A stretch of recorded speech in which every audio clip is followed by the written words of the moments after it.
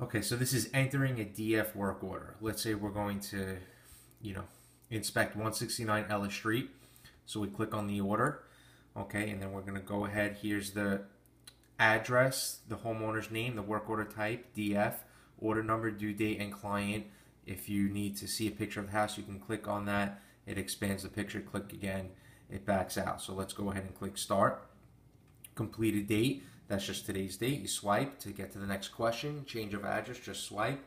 Okay. Now, occupancy status is your main question. Is the property occupied, vacant, partially vacant? Never click unknown under occupancy status because it's our job to determine if a property is occupied or vacant. That generally applies to apartment buildings or gated communities.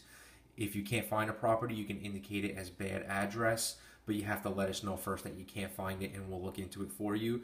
And last option, vacant land. Sometimes you inspect a property that's actually a vacant lot and it's not a house. Let's say we're inspecting this property and we deem it occupied. So go ahead and click occupied. 2 photos are required for this question. Okay. Did you knock or ring doorbell? So on a DF property, the proper procedure is to take the door hanger and go ahead and knock on the door. So we're going to go ahead and say yes. Did you make contact? Let's say the homeowner or the occupant came to the door and we handed them the door hanger. Yes. Occupied by owner. Can you provide the name of the occupants? Yes. Occupant name.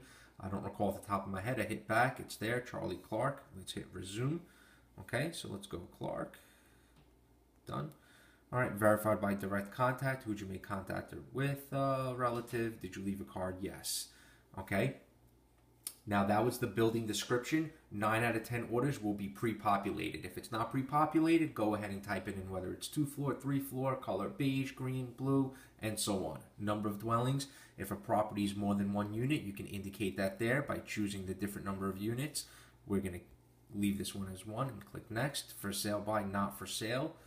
Okay, neighborhood condition was pre-populated as stable. Vandalism was pre-populated as no. Is there grass to the property? Let's say no. Pool, no. Hot tub, no. AC unit present is generally more important for vacant properties. No. Now it's an occupied property, so electric on, gas on, water on. Is the property / unit secure? Yes.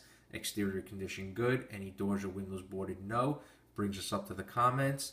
Hide keyboard. Let's click our camera button and it shows us what pictures we need. So we need a front of house picture, a street scene, and a door knock. So now if you take your front of house picture and then hit choose label, so now my front of house picture is satisfied. So now I need my street scene, which a street scene pic is just turn the camera down the street and take a picture of the neighborhood. And then I need my door knock as I'm walking on up to the door. All my labels are satisfied. Hit back and complete. And now I hit back and now I have 1 completed order ready for transmit. Okay, and that's how you complete a DF. There are other variables to answering the questions. So if, let's say, you're inspecting a DF property and you knock on the door and no one's home, then you leave a door hanger on the door and you take an extra picture showing you left it there. If, let's say, you arrive at a DF property and the occupant is already outside in their yard and you can't get to the front door because they're standing there in front of their house, then you would hand them the door hanger, and then when it wants a door knock photo, obviously you couldn't get to the door, so then you would take a picture of your feet in the street, okay? And it would be labeled door knock on a DF. All right, thank you very much.